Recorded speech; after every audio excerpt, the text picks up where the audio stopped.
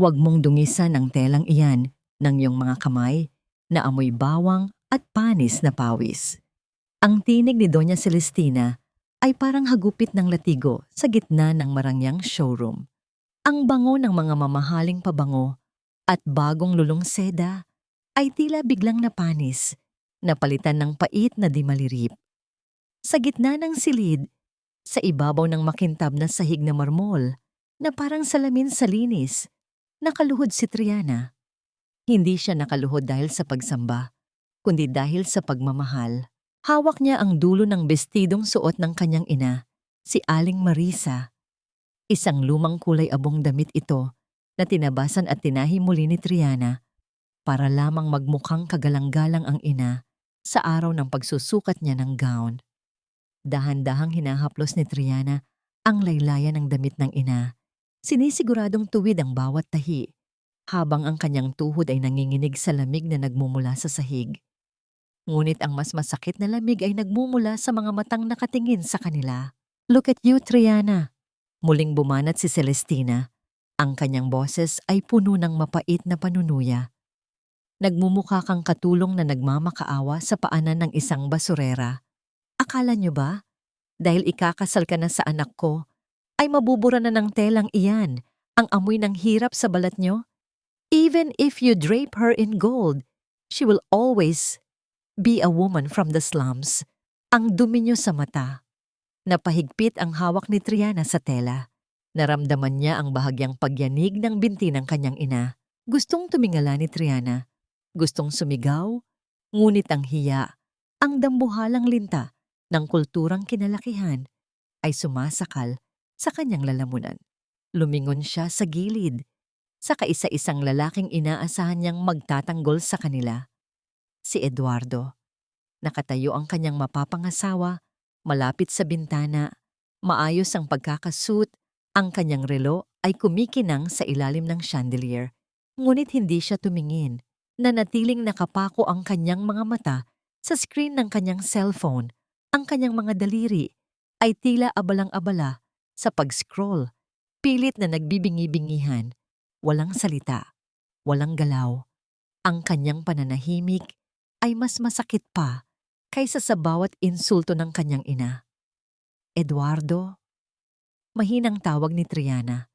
Ang kanyang boses ay parang basag na bubog. "Triana, please." Mabilis na sagot ni Eduardo nang hindi man lang nag-aangat ng tingin. "Huwag mo nang palakihin. My mom is just stressed about the wedding preparations. Sundin mo na lang siya para walang gulo. Let's not make a scene here." Isang nakakabingig na katahimikan ang bumalot sa silid. Sa sandaling iyon, naramdaman ni Triana ang isang bagay na mabasag sa loob ng kanyang dibdib.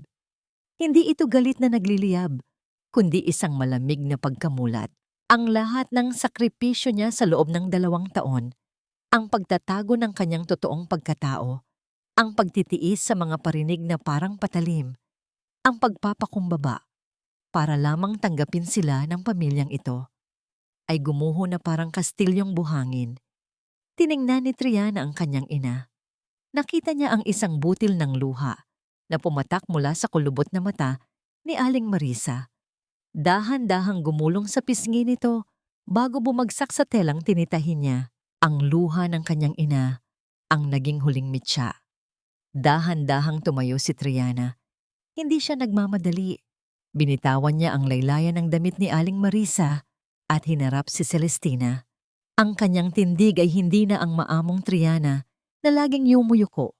May kung anong bagsik na gumising sa kanyang mga mata, isang awtoridad na matagal niyang ibinaon. "Ang dumi?" Ulit ni Triana. Ang boses niya ngayon ay kasing talim ng labaha. "Ang tinutukoy niyo bang dumi, Doña Celestina, ay ang mga kamay ng nanay ko na nagtrabaho ng marangal para lang mapagtapos ako, o ang dumi ng budhi niyo na kayang mang-insulto ng kapwa sa harap ng maraming tao?" "How dare you talk back to me?" Sigaw ni Celestina, nanlalaki ang mga mata sa gulat. Hinarap naman ni Triana si Eduardo, na sa wakas ay nag-angat na ng tingin, bakas ang takot sa kanyang mukha. "And you, Eduardo," sambit ni Triana, habang dahan-dahang hinahawakan ng singsing sa kanyang daliri. Sabi mo ayaw mong gumawa ng eksena? Hayaan mong tapusin ko na ang palabas na ito.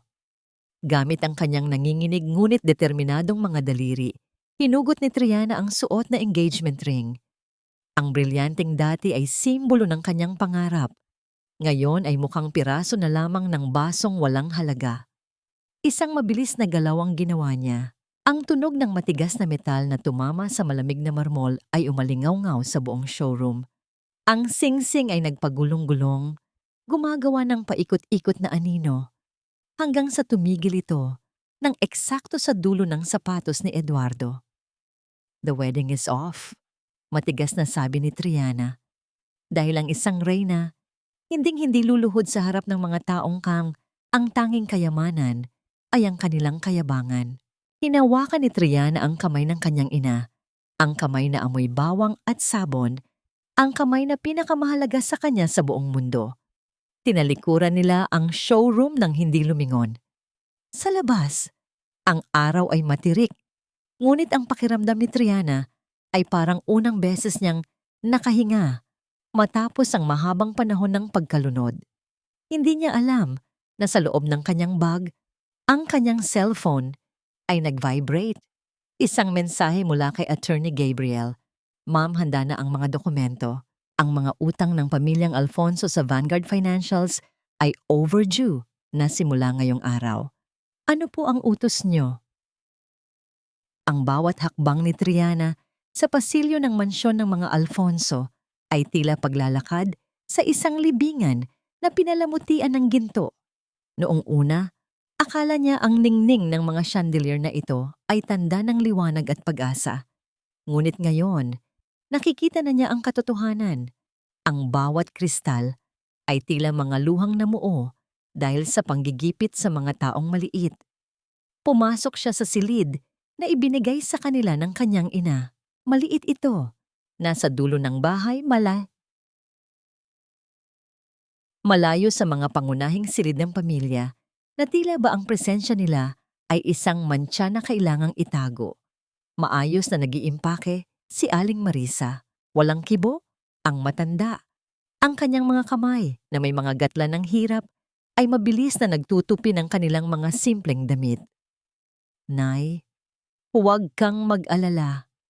Hindi na tayo babalik dito kailanman," bulong ni Triana habang kinukuha ang isang lumang maleta.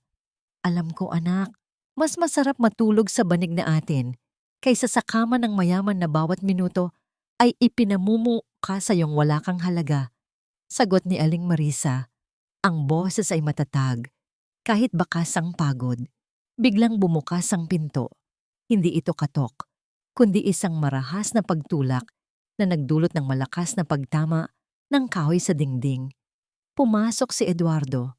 Gusot na ang kanyang kurbata at ang kanyang muka ay pulang-pula sa galit. Hindi galit dahil sa nasaktang damdamin, kundi dahil sa nasaktang ego. "Are you really doing this, Triana? Ngayon pa?" Sigaw ni Eduardo. Ang kanyang boses ay puno ng frustration. "You made a fool out of me and my mother in front of everyone. Do you have any idea kung anong chismis ang kakalat bukas?" Tumayo ng tuwid si Triana. Hawak ang isang itim na folder na kinuha niya mula sa ilalim ng kama. "Chismis, Eduardo? Yun lang ba ang inaalala mo? Ininsulto ng ina mo ang nanay ko. Pinanood mo lang. At ang tanging iniisip mo ay ang sasabihin ng ibang tao. Mababaw ka lang talaga." Bulyaw ni Eduardo. "My mother is old. You should have just shown some respect, some utang na loob. Pinatira namin kayo rito, binihisan namin kayo, and this is how you repay us? We are in the middle of a major crisis, Triana. Ang Alfonso Group ay kailangan ng katatagan, at ang ginawa mo ay lalong nagpabagsak sa image namin sa mga investors." Isang mapait na ngiti ang sumilay sa mga labi ni Triana. Lumapit siya kay Eduardo. Sapat na para maamoy ang matapang na alak sa hininga nito at ang amoy ng pawis na dulot ng desperasyon. "Alfonso Group? Stability?" Mahinang sambit ni Triana. "Kaya mo ba ako gustong pakasalan, Eduardo? Para gamitin ang image ko bilang isang disenteng babae para pagtakpan ang katotohanang baon na kayo sa utang, para ipakita sa mundo na maayos pa ang lahat habang ang mga ari-arian nyo ay unti-unti nang kinukuha ng mga bangko? Natigilan si Eduardo. Nanlaki ang kanyang mga mata. Ang kanyang labi ay nanginig. How?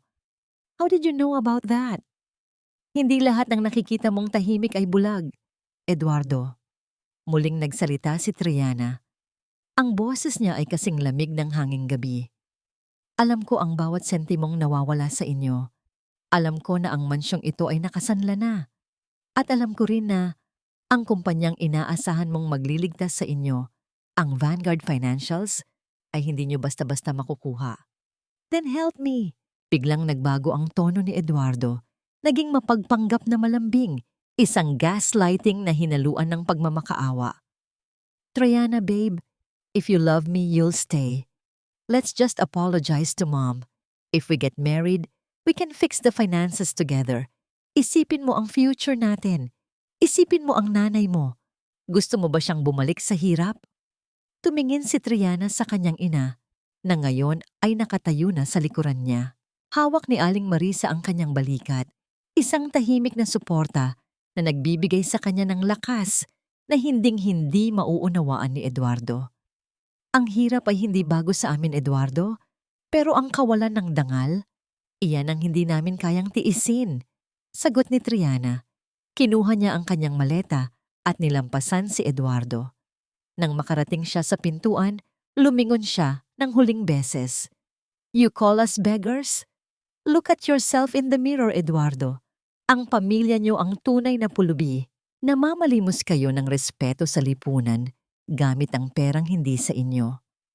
Namamalimos kayo ng kapangyarihan habang ang mga puso niyo ay hungkag. Lumabas sila ng mansyon habang ang ulan ay nagsisimulang pumatak. Dinidilig ang tuyot na lupain. Sa loob ng sasakyang naghihintay sa kanila sa labas ng gate, binuksan ni Triana ang kanyang cellphone. Dinial niya ang numerong matagal na niyang hindi tinatawagan para sa mga personal na utos. Attorney, Gabriel, sabi ni Triana. Ang kanyang mga mata ay nakatitig sa papalayong mansyon na dati akala niya'y tahanan. Simula na ang pagproseso. I want a full audit of the Alfonso Group. Bawiin ang lahat ng credit lines na ibinigay ng Vanguard.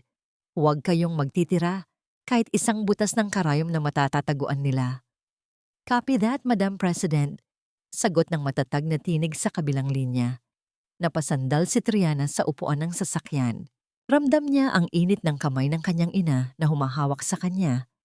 Sa bintana, nakita niya ang anino ni Doña Celestina sa balkonahe.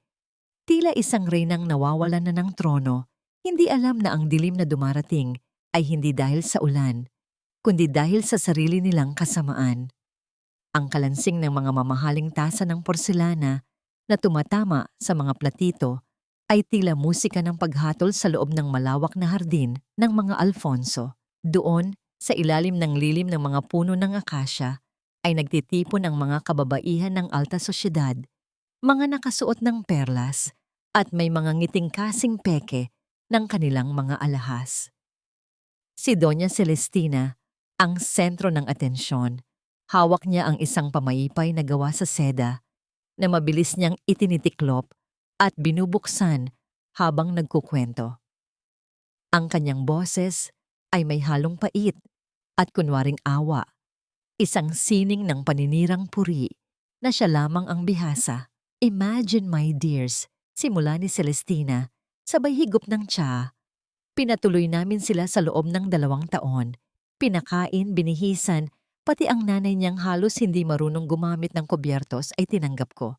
But Triana, she's a snake. Akala niya yata, porket malapit na ang kasal, ay pwede na niya akong hiyain sa harap ng maraming tao. She's nothing but a social climber who bit the hand that fed her. Ang kapal naman ng muka. Parinig ng isang ginang na may makapal na makeup. I heard she even threw the ring? How low class. Siguro nakahanap na ng ibang lalaking lolokohin, kaya nagkaroon ng lakas ng loob na iwan si Eduardo. Habang nagpapakasasa ang mga ito sa paninira, ilang kilometro ang layo. Sa isang maliit at lumang paupahan na amoy alikabok at pinatuyong kahoy ay naroon si Triana. Ang bawat labas niya ng pinto ay sinusundan ng mga mapanghusgang tingin ng mga kapitbahay. Ang mga bulong na parang mga bubuyog ay hindi humihinto. Iyan yung babaeng ambisyosa na binalikan ng karma, sabi ng isa.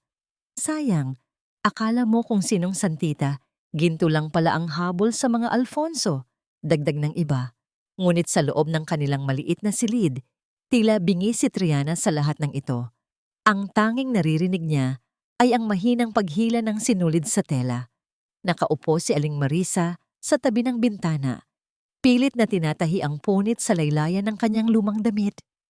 Ang damit na tinapakan ni Celestina sa showroom. Ang mga mata ng matanda ay nanlalabo na.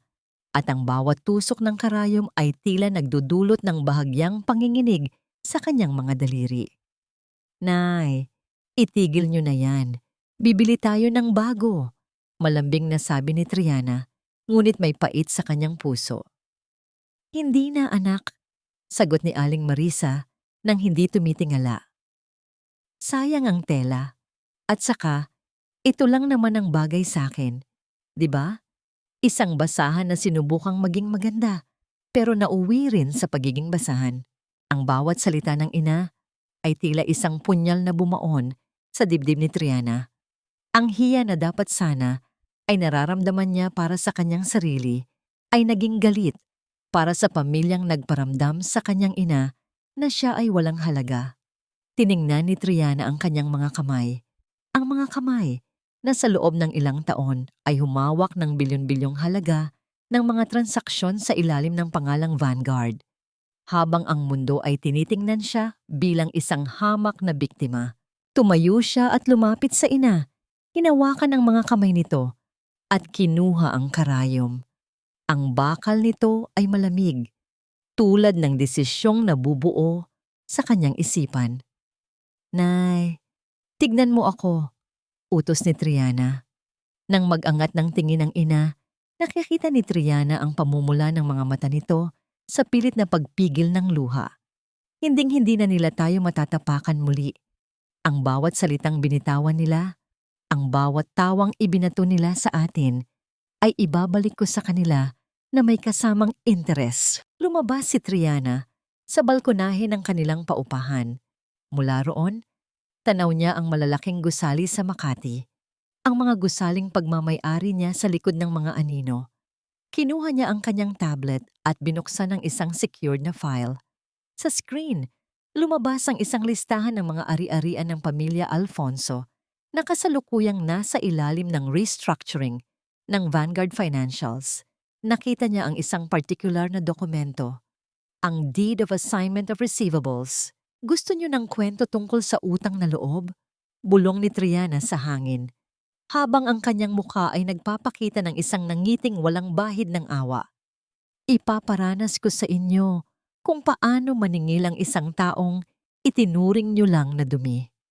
Sa sandaling iyon, isang itim na sasakyan ang huminto sa tapat ng kanilang paupahan. Bumaba ang isang lalaking nakauniporme ng bangko. May hawak itong isang makapal na sobrang kulay pula. Isang kulay na sa mundo ng pananalapi ay nangangahulugan lamang ng isang bagay. Ang huling babala. Ngunit ang sobrang ito ay hindi para kay Triana. Ito ay para sa mansyong pinagmumulan ng lahat ng panunuya. Ang cliffhanger. Isang malakas na katok sa pinto ng paupahan ang bumasag sa katahimikan. Hindi ito ang lalaking nakauniporme. Sa labas, nakatayo ang isang bodyguard na may suot na pamilyar na logo ng Alfonso Group. May hawak na isang legal na subpoena. Miss Del Rosario, pinapatawag kayo ng abogado ni Doña Celestina. Kinasuhan kayo ng pagnanakaw ng mga alahas ng pamilya. Ang amoy ng pritong tuyo at bawang na nagmumula sa kusina ay humahalo sa maalinsangang hangin ng hapon. Isang amoy na sumisimbolo sa payak, ngunit marangal na buhay. Ngunit ang kapayapaang iyon ay agad na nabulabog ng pumarada. Ang isang marangyang puting sasakyan sa tapat ng kupas na pintuan ng paupahan ni Triana. Pumasok si Eduardo na parang isang banyagang naligaw sa kabilang mundo. Ang kanyang sapatos na gawa sa Italianong balat ay kumikinang ng husto, isang masakit na kaibahan sa bitak-bitak na sahig na semento at sa lumang banig na nakatabi sa sulok. Ang kanyang mamahaling pabango ay tila nakikipaglaban sa amoy ng ulam na niluluto ni Aling Marisa sa kabilang silid. Triana, tawag niya. Ang boses ay puno ng pilit na lambing na dati-rati ay nagpapalambot sa puso ng dalaga. Ngunit ngayon, ang boses na yon ay parang kalawang na kumakapit sa pandinig ni Triana. Hindi tumayo si Triana mula sa kanyang kinauupuan sa isang lumang silya. Tinitigan niya lamang ang lalaking dati niyang pinangarap na makasama habang buhay. Nakikita niya ang bawat detalye ng pagpapanggap nito, ang bahagyang panginginig ng mga kamay ni Eduardo habang hinahawakan ang isang asul na folder. Anong ginagawa mo rito, Eduardo? Hindi ba't may kaso na kayong isinampalaban sa akin? Tanong ni Triana. Ang boses ay patag at walang emosyon. Biglang lumuhod si Eduardo sa harap niya. Ang maruming semento ay dumungis sa kanyang mamahaling pantalon, ngunit hindi niya ito pinansin. Hinawakan niya ang mga kamay ni Triana. Ang kanyang mga mata ay pilit na nagpapakita ng pagsisisi. Triana, babe, please. Kalimutan na natin ang kasong yon. Gawa-gawa lang yon ni Mommy dahil sa galit. Let's talk. Pagmamakaawa niya. I miss you. Hindi ko kayang mawala ka. Ang lahat ng nangyari sa showroom, yung pananahimik ko. I was just shocked. I promise, hinding-hindi na mauulit iyon. Bakit ka talaga narito, Eduardo? Pag-uulit ni Triana na tila hindi narinig ang mga mabulaklak na salita ng lalaki. Napabuntong hinala si Eduardo. Ang kanyang maskara ay unti-unting natituklap. Inilapag niya ang asul na folder sa kandungan ni Triana.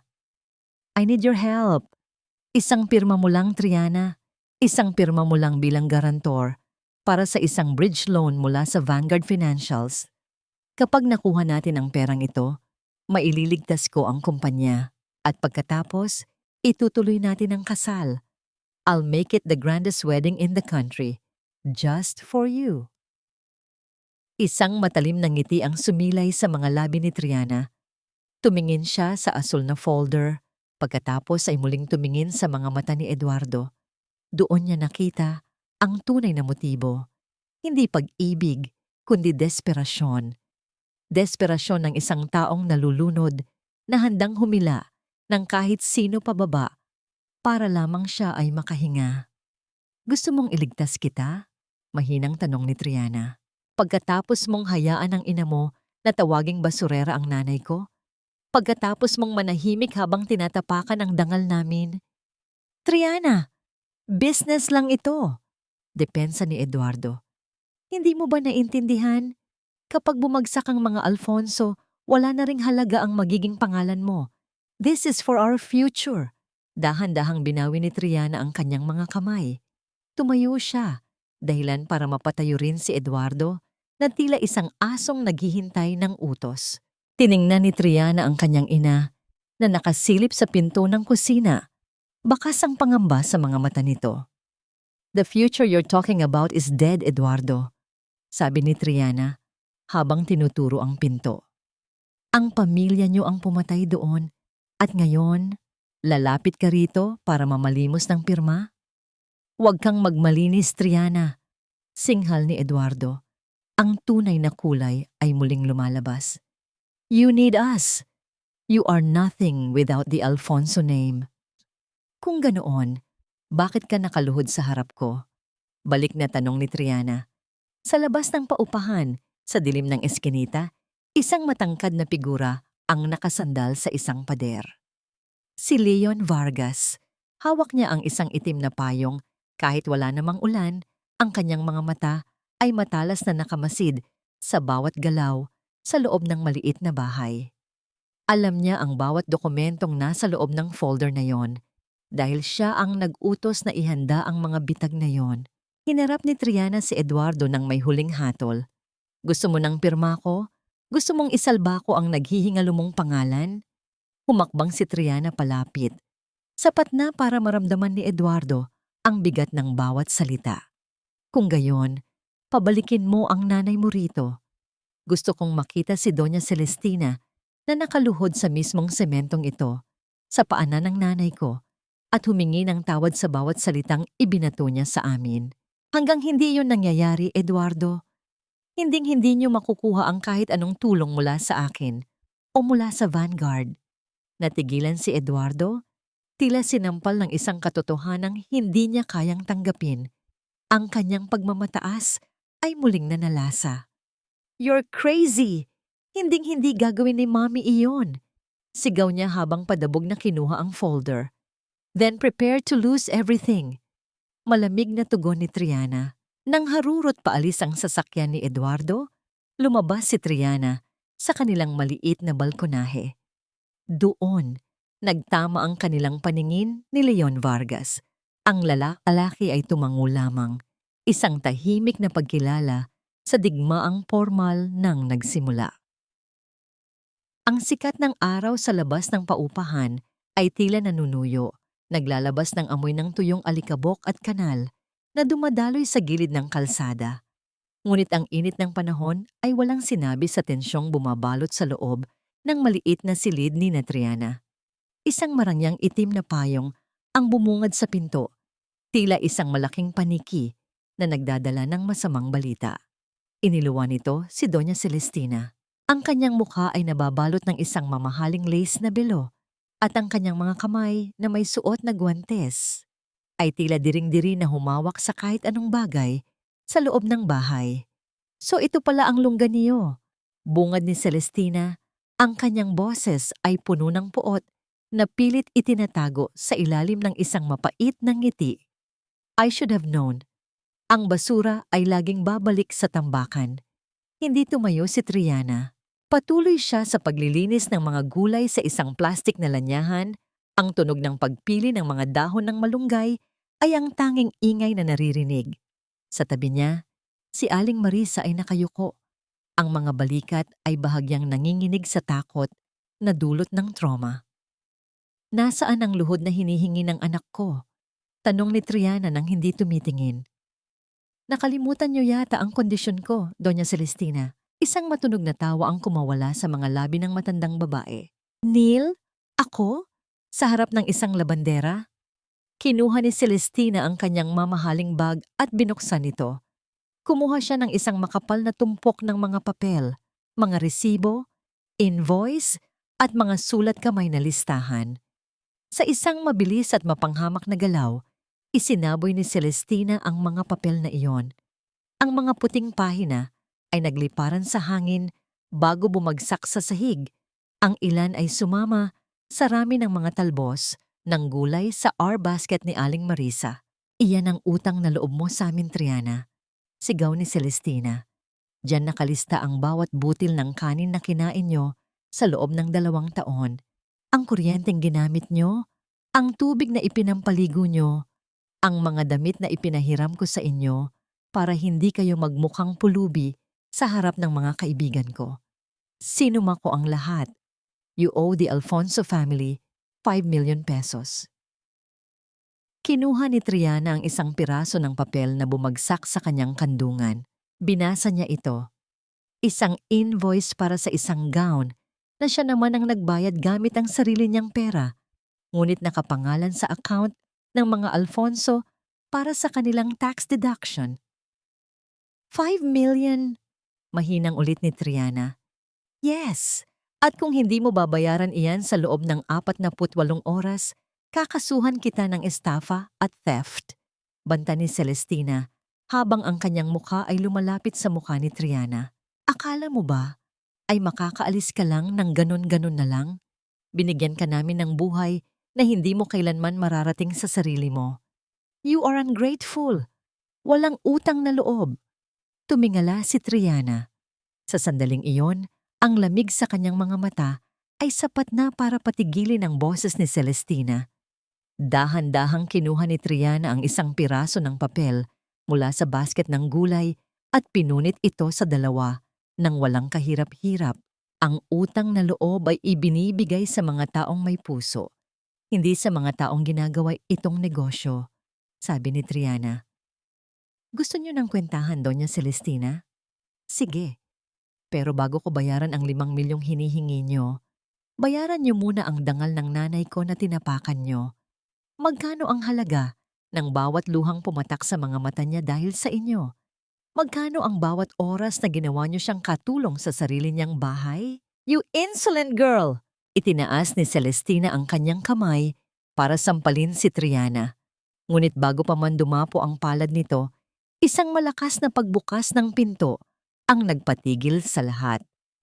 Isang matangkad na lalaki ang pumasok, si Leon Vargas.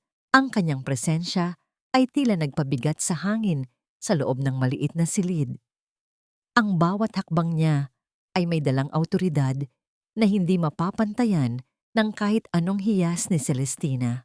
Ang paniningil ng utang ay dapat ginagawa sa tamang lugar at sa tamang paraan, Doña Celestina. Malamig na sabi ni Leon. And who are you? Bulyaw ni Celestina. Pilit na pinapanatili ang kanyang katayuan. Ako ang taong magpapaalala sa inyo na ang Vanguard Financials ay hindi tumatanggap ng mga pekeng invoice bilang pambayad sa inyong mga utang na umaabot na sa 50 milyon. Sagot ni Leon habang ipinapakita ang isang itim na business card. Nanigas ang buong katawan ni Celestina. Ang kanyang mga labi ay nawalan ng kulay. Tumingin siya kay Triana, pagkatapos ay kay Leon, habang ang katotohanan ay unti-unting nanunuot sa kanyang isipan. Hindi lang 5 milyon ang nakataya rito, Donya. Dugtong ni Triana habang tumatayo at pinapagpagan ang kanyang palda. Sa bawat papel na itinapon niyo rito, isang ari-arian niyo ang mawawala sa inyo simula bukas. Utang na loob, ipaparanas ko sa inyo kung paano ang mabaon sa utang na walang katapusan. Umalis si Celestina na halos madapa sa kanyang sariling takong. Ang kanyang marangyang itim na payong ay naiwan sa sahig, tila isang basahan na wala ng silbi. Nang tumahimik ang silid, lumapit si Leon kay Triana. Handa ka na ba para sa susunod na hakbang? Tumingin si Triana sa kanyang ina na ngayon ay dahan-dahang namumulot ng mga nagkalat na papel. Hindi lang ako handa, Leon. Gutom na ako sa hustisya. Ang alinsangan ng hapon sa eskinita ay tila mas lalong bumibigat. Humahalo sa amoy ng nabulok na basura at usok mula sa mga dumaraang sasakyan. Ngunit sa labas ng pintuan ni Triana, ang tunay na dumi ay hindi nagmumula sa kanal, kundi sa mga bibig ng mga taong dati ay kalaro at kaibigan. Magnanakaw, ambisyosa. Ang sigaw na yon ay sinundan ng isang mahinang pagtama ng isang supot ng basura sa dingding ng kanilang paupahan. Ang mga tirang pagkain ay kumalat sa semento. Ang malansang amoy nito ay tila sumasakal sa hininga ni Triana habang dahan-dahan niyang binubuksan ang pinto. Sa kalsada, nakita niya ang mga kapitbahay na nakahawak sa kanilang mga cellphone. May mga kumakalat na balita sa social media, mga pekeng artikulo na may mga larawan ni Triana at Aling Marisa na may titulong, Mag-inang manggaganso, ninakawan ng isang marangal na pamilya. Ang kampanya ng paninira ni Doña Celestina ay umabot na sa pinakamababang antas. Triana, anak, huwag mo na silang pansinin. Bulong ni Aling Marisa mula sa loob. Ngunit ang boses ng matanda ay hindi na matatag. May isang kakaibang panginginig dito na nagpabilis sa tibok ng puso ni Triana. Paglingon ni Triana, nakita niya ang kanyang ina na nakatayo sa gitna ng silid, hawak ang isang piraso ng tabloid na ibinato sa loob ng kanilang bintana. Ang mukha ng matanda ay kasing puti ng papel. Ang kanyang mga labi ay nangingitim. At ang kanyang mga kamay ay tila may sariling buhay sa sobrang panginginig. Nay, patakbong lumapit si Triana. Sabi nila pumatay daw ang tatay mo sa utang kaya tayo nagtatago. Pagod na, sabi ni Aling Marisa. Triana, bakit ganito? Bakit kahit wala na tayong kinukuha sa kanila, ayaw pa rin nila tayong patahimikin? Bago pa man makasagot si Triana, Ang mga mata ng kanyang ina ay biglang tumirik. Ang kanyang buong katawan ay nawalan ng lakas. Ang pagbagsak ni Aling Marisa sa matigas at malamig na sahig ay hindi gumawa ng malakas na ingay, kundi isang tuyot na tunog ng butong tumama sa semento. Isang tunog na mas masakit pakinggan kaysa sa kahit anong sigaw. "Nay! Nanay!" sigaw ni Triana. Binuhat niya ang ina. Ang pakiramdam ng malamig na balat nito ay nagpadama sa kanya ng isang matinding takot. Sa loob ng maliit na silid, ang tanging amoy na namamayani ay ang nangsusulasok na amoy ng puting linyimento na pilit niyang ipinapahid sa sentido ng ina, ngunit hindi ito gumigising. Ang bawat patak ng pawis ni Triana ay humahalo sa kanyang mga luha habang nakikinig siya sa mga tawanan ng mga tao sa labas, na tila ba ang trahedyang ito ay isang palabas lamang para sa kanila. Sa ospital, sa ilalim ng malamig at kumukurap na ilaw ng charity ward, nakaupo si Triana sa isang upuang plastik. Ang amoy ng alkohol at gamot ay tila nagpapatigas sa kanyang kalooban. Doon, lumitaw ang isang matangkad na anino sa puting dingding. Si Leon Vargas. Hindi siya nagsalita agad. Nanatili siyang nakatayo sa tabi ni Triana. Ang kanyang mga mata ay nakatitig sa matandang babaeng natutulog sa manipis na katre. Kinuha ni Leon ang isang maliit na itim na card mula sa kanyang bulsa, isang smart card na may gintong tatak ng Vanguard Group. "Hanggang kailan mo hahayaang saktan kanila gamit ang iyong kabutihan, Triana?" tanong ni Leon. Ang boses ay mababa, ngunit puno ng kapangyarihan. Ang mga taong tulad ng mga Alfonso ay hindi natatakot sa luha. Natatakot sila sa kuko at ngipin. Tiningnan ni Triana ang card. Pagkatapos ay tiningnan niya ang kanyang ina na may mga tubo sa ilong. Ang hiya na dati ay nagpapayuko sa kanya ay tuluyan ng pinalitan ng isang madilim at purong determinasyon. Ang bawat insulto, ang bawat basura, ang bawat luhang pumatak sa sahig ng kanilang paupahan ay naging gasolina para sa apoy na ngayon ay nagliliyab sa kanyang dibdib. Kinuha ni Triana ang card. Ang lamig ng metal nito ay tila nanuot sa kanyang mga daliri, nagbibigay ng isang uri ng lakas na hindi kailanman mabibili ng pera ng mga Alfonso. "Leon!" sambit ni Triana. Ang kanyang boses ay hindi na nanginginig. "Ihanda mo ang lahat, ang bawat kumpanyang hawak ng mga Alfonso, ang bawat lupang kinatatayuan nila, ang bawat pangalang ipinagmamalaki nila. Gusto ko silang makitang nagmamakaawa sa putik, tulad ng ginawa nila sa nanay ko." "Ano ang unang utos mo, Madam President?" tanong ni Leon. May bahid ng isang mapanganib na ngiti sa kanyang mga labi. "Buksan ang mga pinto ng Vanguard," sagot ni Triana habang tumatayo ng tuwid. "At bawiin ang lahat ng ibinigay nating pagkakataon. Simula ngayong gabi, ang pamilya Alfonso ay hindi na mga hari at reyna. Sila ay mga bilanggo ng sarili nilang mga utang." Habang papalabas si Triana ng ospital, ang bawat hakbang niya ay tila nag-iiwan ng marka sa sahig. Hindi na siya ang Triana na luluhod para ayusin ang laylayan ng damit ng iba. Siya na ang Triana na puputol sa mga tali ng lahat ng mapang-api. Ang lamig sa loob ng opisina ni Attorney Gabriel sa pinakatuktok ng isang skyscraper sa Makati ay tila humihiwa sa balat. Isang matalim na kaibahan sa maalinsangang charity ward na kapapaalis pa lamang ni Triana. Dito, walang amoy ng linyimento o tunog ng mga dumaraang tricycle. Ang tanging namamayani ay ang amoy ng mamahaling leather, ang bango ng sariwang kape, at ang nakabubulag na sikat ng araw na tumatama sa mga salaming dingding. Hindi na suot ni Triana ang kanyang lumang tsinelas. Nakasuot siya ng isang pares ng itim na stilettos na ang bawat hakbang sa makintab na sahig ay nagbibigay ng mensahe ng babala. Ang kanyang mukha, bagamat may bakas ng puyat, ay tila nililok mula sa marmol. Walang emosyon, walang pag-aalinlangan. Inilapag ni Attorney Gabriel ang isang makapal na folder sa ibabaw ng lamesang gawa sa mahogany. "Ma'am, Ito na ang lahat ng kailangan nyo. Simula ng abogado, ang boses ay puno ng paggalang. Ang pamilya Alfonso ay hindi lang baon sa utang. Sila ay lunod na lunod na.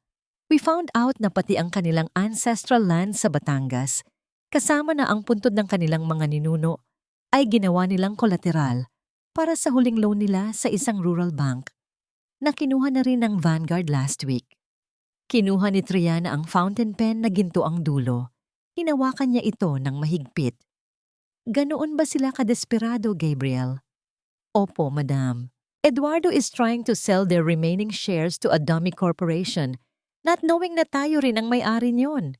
Paliwanag ni Gabriel. They are planning a grand fundraising gala tomorrow night. Ang sabi ni Doña Celestina sa press, it's for a charity foundation. Pero ang totoo, gagamitin nila ang perang malilikom para bayaran ang interest ng utang nila sa atin para hindi sila tuluyang ma-foreclose. Isang mapait at malamig na tawa ang kumawala sa mga labi ni Triana. Ang tunay na mukha ng mga Alfonso, ang mga taong nandidiri sa mabahong maralita, ngunit mas mabaho pa ang itinatagong kabulukan ng kanilang kabuhayan. They are selling lies to the elite, while my mother is fighting for her life in a crowded ward. Bulong ni Triana. Isinawsaw niya ang dulo ng panulat sa tinta at nagsimulang lumagda sa mga dokumento. Ang tunog ng dulo ng pluma habang mabilis na gumuguhit sa papel ay parang tunog ng isang matalim na kutsilyo na humihiwa sa katahimikan. Bawat pirma ni Triana ay isang hatol, isang pasya na bawiin ang bawat karangyaan na tinatamasa ng mga Alfonso gamit ang perang hindi naman talaga sa kanila. Buy all their outstanding debts from the rural bank, utos ni Triana nang hindi tumitingala. Foreclose everything, ang bahay, ang mga sasakyan, pati ang mga alahas na ipinagmamalaki ni Celestina. I want the notices served exactly at the height of their gala tomorrow. Madam, that will be a total humiliation for them. Sabi ni Gabriel, may bahid ng pagkamangha. Humiliation? Tumayo si Triana at humarap sa bintana. Nakatanaw sa malawak na lungsod na tila nasa ilalim ng kanyang mga paa. Ang tawag ko rito ay pagbabalik ng balanse. Ang mga taong gumagamit ng hiya para manakit ng iba ay dapat lang namamatay sa sarili nilang kahihiyan. Biglang bumukas ang pinto at pumasok si Leon Vargas. May dala siyang isang mahabang box na nakabalot sa itim na seda. Inilapag niya ito sa harap ni Triana. Para saan ito, Leon? Tanong ni Triana. Isang baluti para sa Reyna. Sagot ni Leon. Ang kanyang mga mata ay nananatiling misteryoso. Hindi ka pwedeng pumunta sa gala na suot ang iyong galit lamang. Kailangan mong suotin ang kanilang kinatatakutan, ang iyong tunay na kapangyarihan. Binuksan ni Triana ang box. Isang itim na gown na gawa sa pinakamahal na tela ang bumungad sa kanya. Kumikinang ito sa ilalim ng ilaw na parang balat ng isang magandang ahas. Sa tabi nito ay isang kwintas na may mga itim na diamante, malamig, matigas, at walang kasing ningning. Leon, bakit mo ito ginagawa? Tanong ni Triana habang hinahawakan ang malamig na bato ng kwintas. Dahil matagal na akong naghihintay na makitang gumuho ang tore ng mga Alfonso. Sagot ni Leon, ang kanyang tinig ay may lalim na tila may personal na pinanghuhugutan at ikaw lang ang tanging may sapat na bagsik para gawin iyon. Tumingin muli si Triana sa salamin. Ang babaeng nakikita niya ay hindi na ang Triana na lumuluhod sa showroom. Ang kanyang mga mata ay wala ng bahid ng awa. Ihanda ang sasakyan bukas, utos ni Triana kay Gabriel. Dadalo ako sa party ng mga Alfonso, hindi bilang biktima, hindi bilang ex-fiancé na kinukutya nila, kundi bilang ang may-ari ng bawat hiningang ilalabas nila sa gabing iyon. Ang cliffhanger. Sa labas ng opisina, isang tawag ang natanggap ni Gabriel. Ma'am, may problema. Si Eduardo? Pumunta siya sa ospital. Hinahanap niya ang nanay niyo. Mukhang gagamitin niya si Aling Marisa para pilitin kayong lumitaw. Ang amoy ng antiseptic at gamot sa ospital ay tila nakakapit pa rin sa balat ni Triana. Kahit nabalot na siya ng pinakamahal na telang seda at ang kanyang leeg ay pinalalamutian ng mga itim na diamante. Isang matinding pag-igting ang nararamdaman niya sa bawat paghinga. Ang puot na dulot ng ginawa ni Eduardo.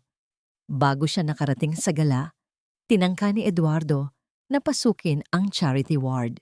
Gusto nitong gamitin ang naghihingalong si Aling Marisa para pilitin si Triana na bawiin ang utos sa Vanguard. Ngunit huli na ang lahat para sa kanya. Nailipat na ni Leon ang kanyang ina sa isang lihim at pribadong suite na may mahigpit na seguridad. Ang tanging dinatnan ni Eduardo ay isang walang lamang katre at ang malamig na tingin ng mga gwardya.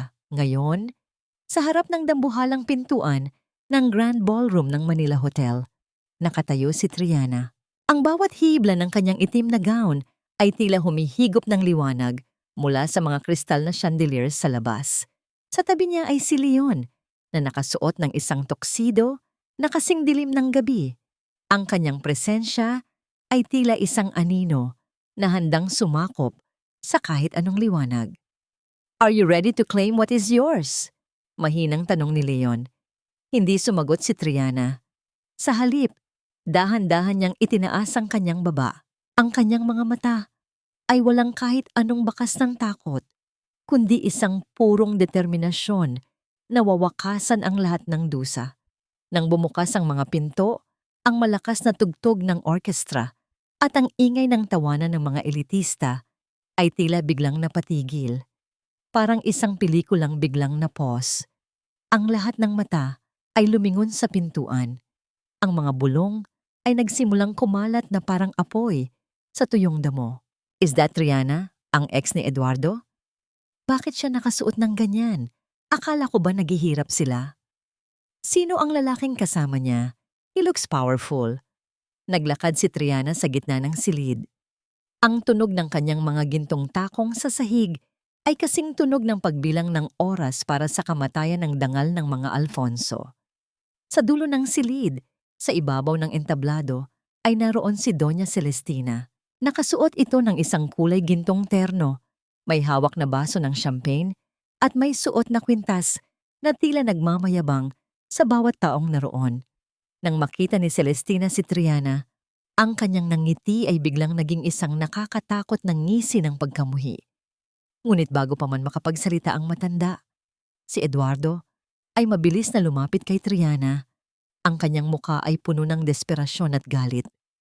"Triana, anong karapatan mong pumunta rito matapos ang ginawa mo sa ospital?" Bulyaw ni Eduardo, sapat na para marinig ng mga taong nasa paligid.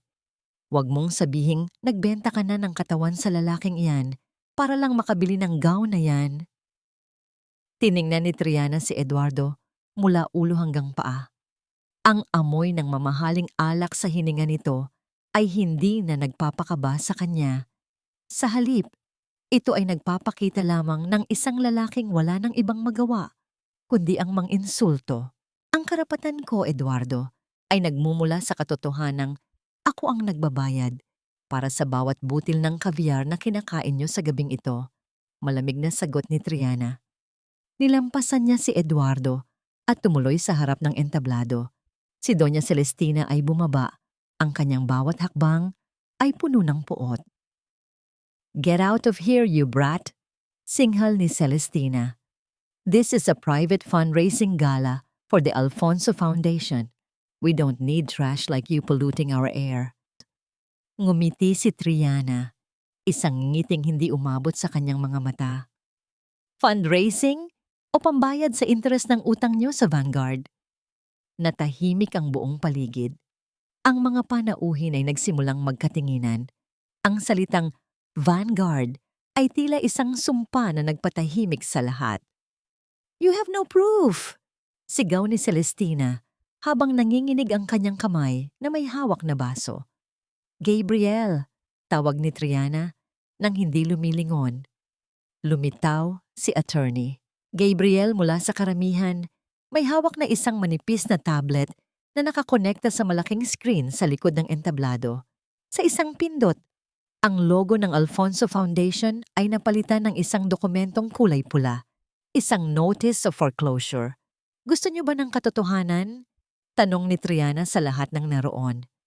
Ang pamilyang pinapalakpakan niyo, ang pamilyang tinitingala niyo bilang simbolo ng yaman at dangal, ay mga pulubi sa likod ng kanilang mga maskara. Hinarap ni Triana si Celestina, na ngayon ay tila hihimatayin na sa gulat at galit. Ang kwintas na suot niyo, Doña Celestina, ay isa sa mga alahas na idineklarang nawawala sa kasong isinampa niyo laban sa akin. Ngunit ang totoo, ito ay nakasanla na rin sa Vanguard Financials. Pagpapatuloy ni Triana, ang boses niya ay umaalingaw-ngaw sa buong ballroom. Lumapit si Triana sa entablado at kinuha ang mikropono mula sa podium. Ang tunog ng pag-feedback nito ay tila isang hiyaw ng babala. Sa gabing ito, hindi kayo makakalikom ng pera, sabi ni Triana habang nakatingin ng diretso sa mga kamera ng mga media na naroon. Dahil simula sa oras na ito, ang bawat sentimo, bawat ari-arian, at bawat pangalan ng pamilya Alfonso ay nasa ilalim na ng aking kapangyarihan. Ang cliffhanger. Biglang namatay ang lahat ng ilaw sa ballroom. Sa gitna ng dilim, isang boses ng lalaki ang narinig mula sa speakers. Isang boses na hindi kay Triana o kay Leon. Hindi pa tapos ang gabi, Triana. Hindi mo pa kilala ang lahat ng may-ari ng utang ng mga Alfonso. Ang kadiliman sa loob ng ballroom ay tila isang malamig na kumot na bumalot sa lahat, na naging dahilan upang mas lalong tumalas ang pandinig ng mga panauhin. Ang boses na nagmula sa mga speakers ay malalim, kalmado, ngunit may dalang banta na tila isang hatol ng kamatayan. Nang muling magliwanag ang mga ilaw, hindi ito ang marangyang ningning ng mga chandelier. Sa halip, ang mga puting floodlights ng mga media camera ang tumama sa gitna ng entablado. Doon, nakatayo si Leon Vargas. Hawak ang isang tablet na nakakonekta sa sistem ng hotel. Ang kanyang mukha ay walang kahit anong emosyon, maliban sa isang matalas na tingin na nakatitig sa pamilya Alfonso. Ang tinutukoy kong utang, simula ni Leon, habang ang kanyang boses ay umaalingaw-ngaw sa bawat sulok ng silid, ay hindi lamang pera, kundi ang dangal na ninakaw niyo sa mga taong pinagsamantalahan niyo. Sa malaking screen sa likod ni Triana, nagsimulang lumabas ang mga graph at dokumento. Hindi lamang ito tungkol sa foreclosure. Lumitaw ang mga ebidensya ng creative accounting ng Alfonso Group, mga ghost projects, mga pekeng pirma, at ang pinakamalala sa lahat, ang paglilipat ng pondo mula sa foundation patungo sa mga personal na bank account ni Eduardo sa ibang bansa. Isang malakas na singhap ang nagmula sa mga panauhin. Ang mga taong kanina lang ay nakikipagtawanan kay Celestina ay biglang lumayo. Tila ba ang matanda ay may isang nakakahawang sakit. Hindi totoo yan. Fake news ang lahat ng yan. Sigaw ni Celestina. Ang kanyang boses ay pumipiyok na sa sobrang galit. Ang kanyang maayos na pagkakaayos na buhok ay nagsisimula ng humulagpos at ang makapal na foundation sa kanyang mukha ay tila nagbibitak-bitak na sa bawat paggalaw ng kanyang mga kalamnan. Madam, tawag ni Leon habang nakatingin kay Triana. The transfer is complete. You are now officially the 100% owner of every asset listed under the Alfonso Group, including this hotel, for tonight's event. Humakbang si Triana palapit kay Celestina.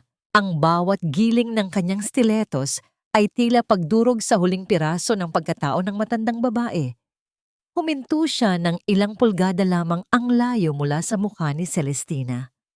Ang amoy ng mamahaling champagne sa hininga ng matanda ay humahalo sa amoy ng malamig na pawis ng takot. Ang sabi niyo kanina, ang basura ay laging babalik sa tambakan. Bulong ni Triana. Sapat na para marinig ng mga nasa harap. Tama kayo. At ang tambakang yon ay ang kinatatayuan nyo ngayon. Isang imperyong gawa sa papel na unti-unti nang tinutupok ng apoy ng katotohanan.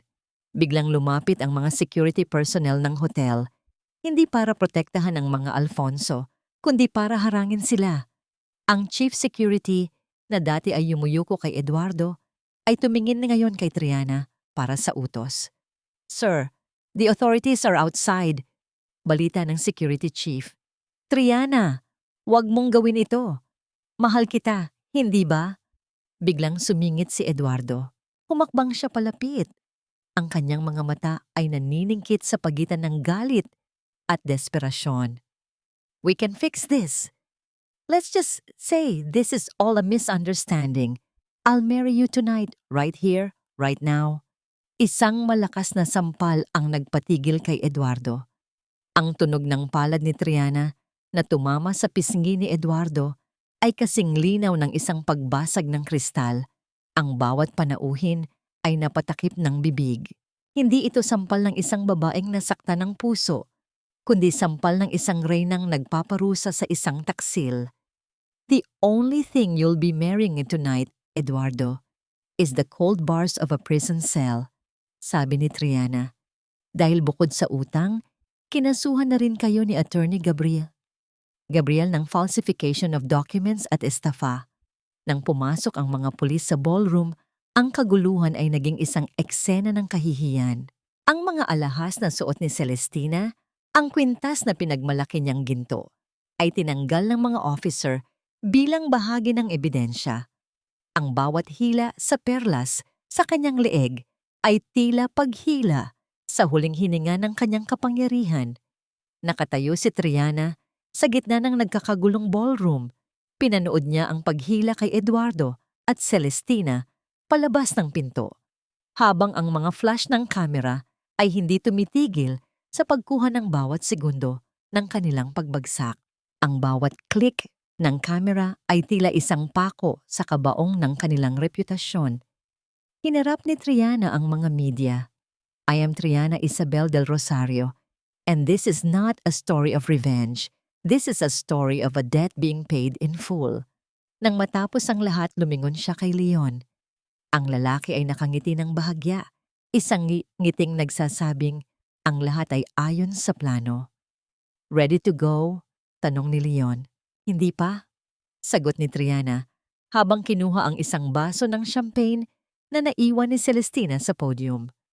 Itinaas niya ito sa hangin, tila nagbibigay ng isang toast sa kawalan. Dahil ang tunay na tagumpay ay hindi ang makitang bumagsak ang kaaway, kundi ang maramdaman na wala na silang kapangyarihan na saktan ang mga mahal mo. Ang cliffhanger. Habang papalabas si Triana, isang reporter ang humabol sa kanya. Miss Del Rosario, may lumalabas na balita na ang pondo ng Vanguard ay nanggaling sa isang misteryosong mana mula sa pamilya ng inyong ama. Totoo ba na ang inyong ama ay ang namayapang karibal ng mga Alfonso? Napatigil si Triana. Ang kanyang mukha ay dahan-dahang namutla. Ang amoy ng lumang papel, amoy ng bakal na kinakalawang, at ang nang susulasok na amoy ng disinfectant sa loob ng presinto ay tila sumasakal sa bawat hininga ni Doña Celestina. Wala na ang kanyang lace na terno, wala na ang kanyang mga perlas. Nakasuot na lamang siya ng isang kulay asul na t-shirt na may tatak ng bilanggo, habang ang kanyang mukha ay tila isang tuyong lupa na binakbak ng ulan, puno ng gatla at walang kahit anong ganda. Sa kabilang panig ng rehas, nakatayo si Triana. Ang kanyang bawat paghinga ay kalmado, ang kanyang tindig ay matuwid. Kasama niya si Leon at Attorney Gabriel na may hawak na huling set ng mga dokumento. Triana, anak, parang awa mo na. Ang boses ni Celestina ay hindi na ang tinig ng isang reyna. Ito ay naging isang mahinang kalos, isang pagmamakaawa ng isang taong alam na wala na siyang matatakbuhan. Mag-usap tayo. Alam kong mahal mo si Eduardo. Gagawin namin ang lahat.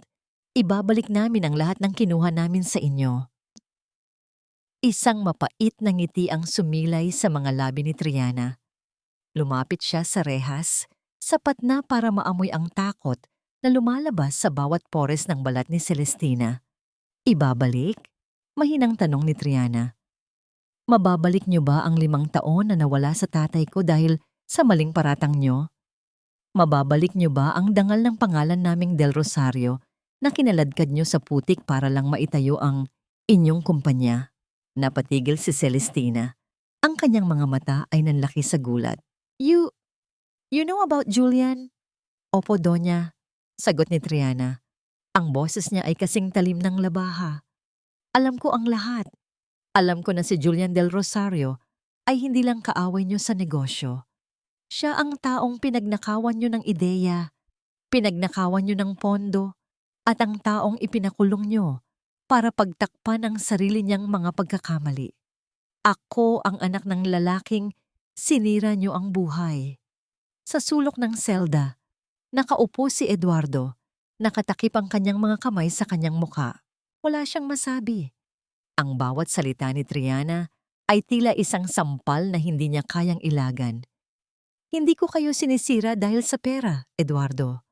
Lumingon si Triana sa dating kasintahan. Sinisira ko kayo dahil ang hustisya ay hindi kailanman natutulog. Ang Vanguard Financials ay hindi nabuo para lang yumaman. Nabuo ito para hintayin ang araw na ito. Ang araw na kakatok ang karma sa pinto ng inyong mansyon. Inilapag ni Attorney Gabriel ang isang papel sa lamesa sa labas ng selda. Ito ang kasulatan ng paglilipat ng lahat ng inyong ancestral lands sa pangalan ng Del Rosario Foundation. Isang pirma nyo na lang, Doña Celestina, at hindi na namin itutuloy ang karagdagang demanda para sa civil damages. Mananatili na lang kayo rito para sa kasong estafa. Nanginginig ang kamay ni Celestina habang kinukuha ang panulat. Ang bawat pagdugo ng tinta sa papel ay tila pag-agos ng huling patak ng kanyang kapangyarihan. Nang matapos siyang pumirma, binitawan niya ang panulat na tila ba ito ay isang mainit na uling. Tinalikuran na sila ni Triana. Ang tunog ng kanyang mga gintong takong sa sementadong sahig ng presinto ay tila isang martsa ng tagumpay.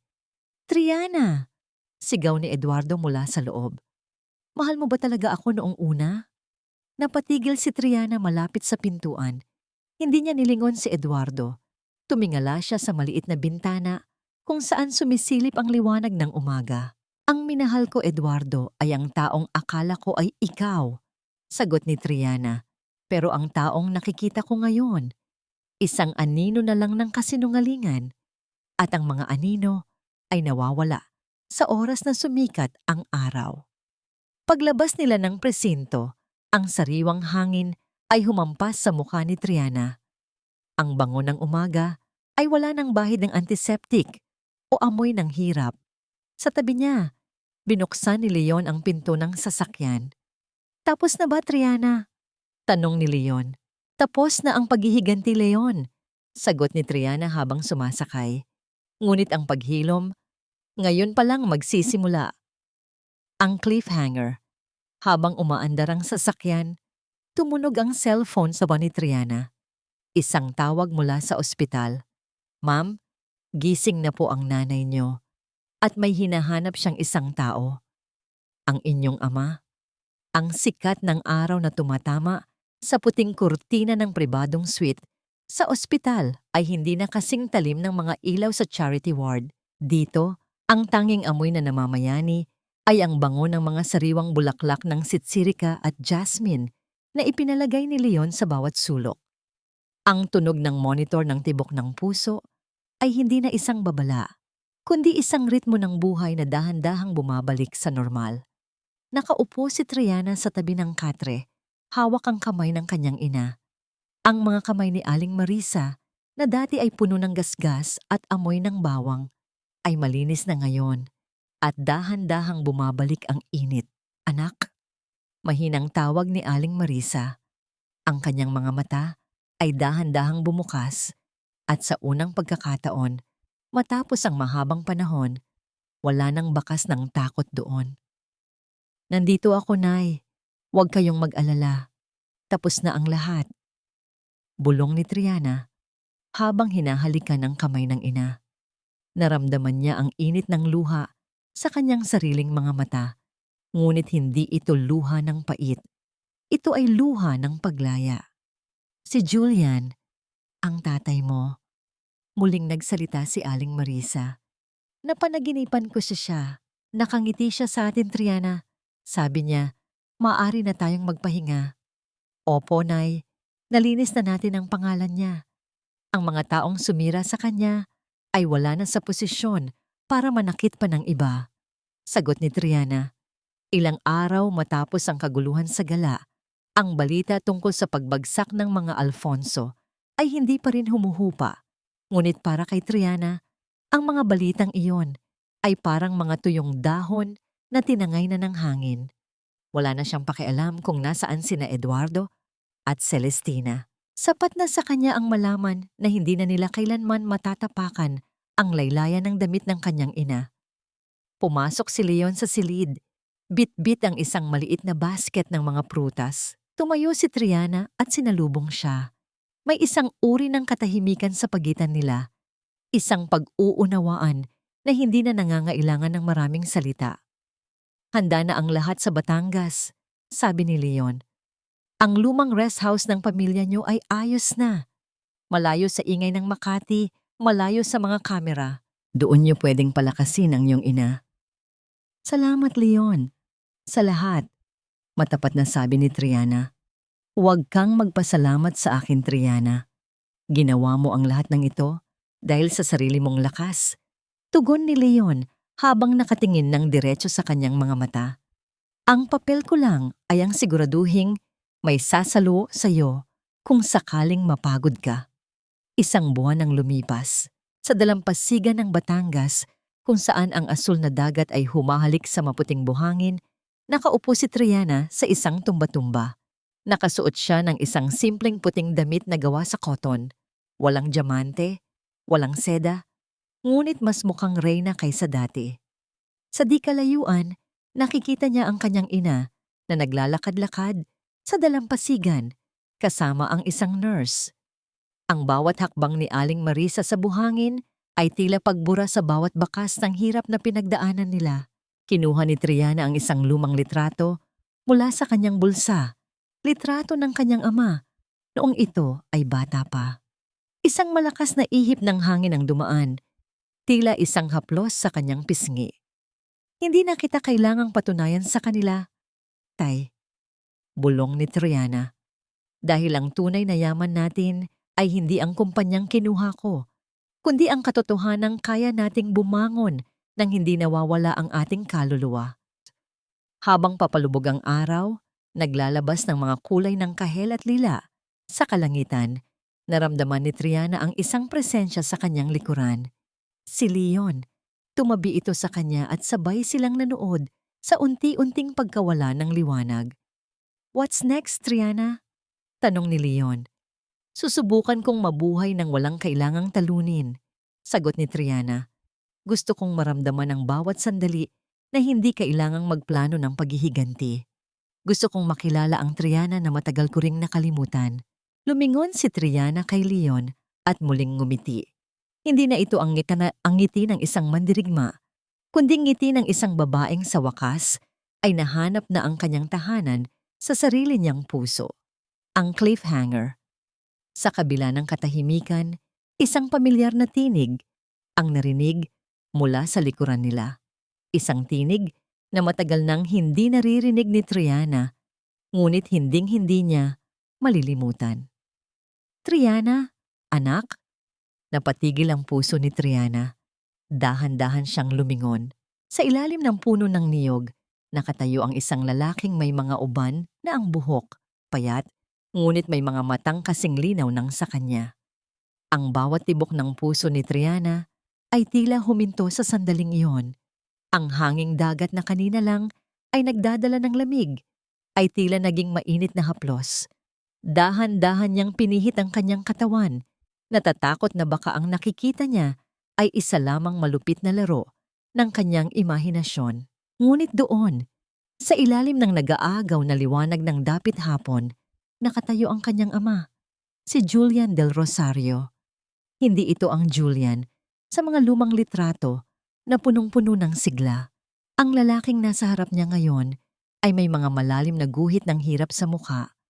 Ang kanyang mga balikat ay bahagyang nakakuba at ang kanyang mga mata ay tila nagdadala ng bigat ng maraming taon ng pagkakakulong sa dilim.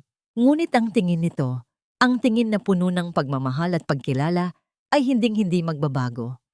Tay? Ang tinig ni Triana ay halos pabulong, tila isang batang natatakot na baka mawala ang panaginip kapag nilakasan ang boses.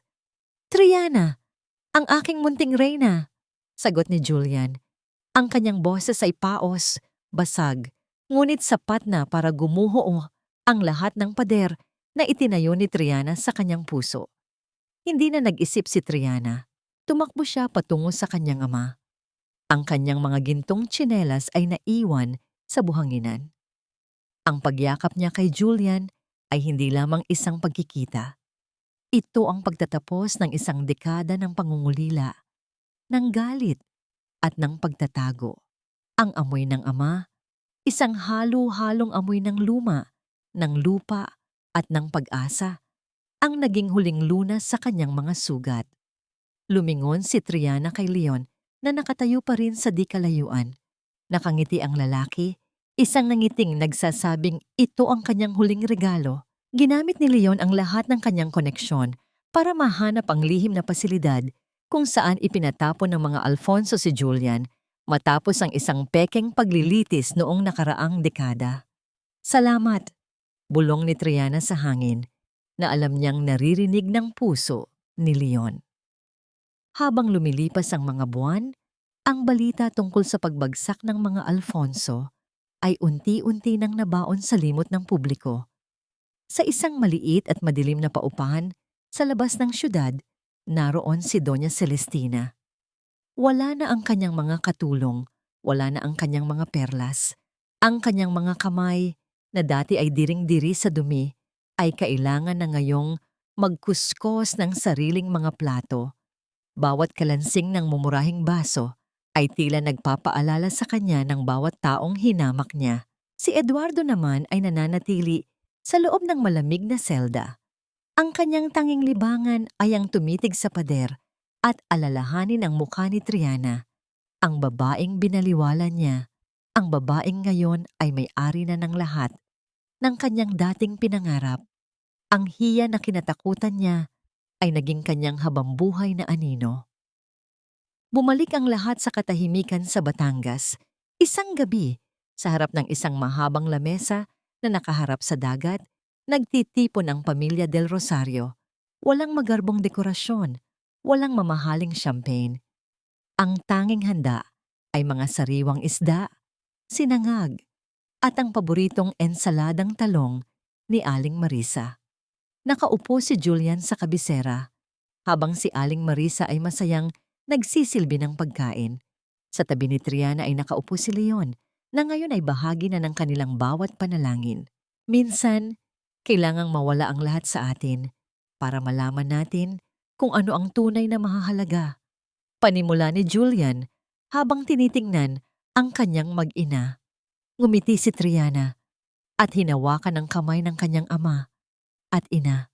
Naramdaman niya ang init ng kanilang mga palad, ang init na hindi kailanman mabibili ng kahit anong yaman ng Vanguard. Ang tunay na reyna, Tay, ay hindi yung may korona o maraming pera, sambit ni Triana habang nakatingin sa malawak at payapang dagat, kundi yung babaeng kayang protektahan ang kanyang pamilya at kayang tumayo ng tuwid kahit gaano pa kalakas ang bagyong dumaan. Ang bawat hampas ng alon sa pampang ay tila isang palakpak ng kalikasan. Sa ilalim ng liwanag ng buwan, ang anino ni Triana ay hindi na anino ng isang biktima o ng isang taong naghihiganti. Ito ay anino ng isang babaeng sa wakas ay nahanap na ang kanyang tunay na trono. Isang tronong gawa sa katotohanan, dangal at wagas na pag-ibig. Ang kwento ni Triana Isabel del Rosario ay hindi nagtapos sa isang madugong labanan, kundi sa isang tahimik na hapunan. Dahil sa dulo ng lahat, ang pinakamasakit na ganti sa mga mapangapi ay ang makita kang masaya, buo at malaya.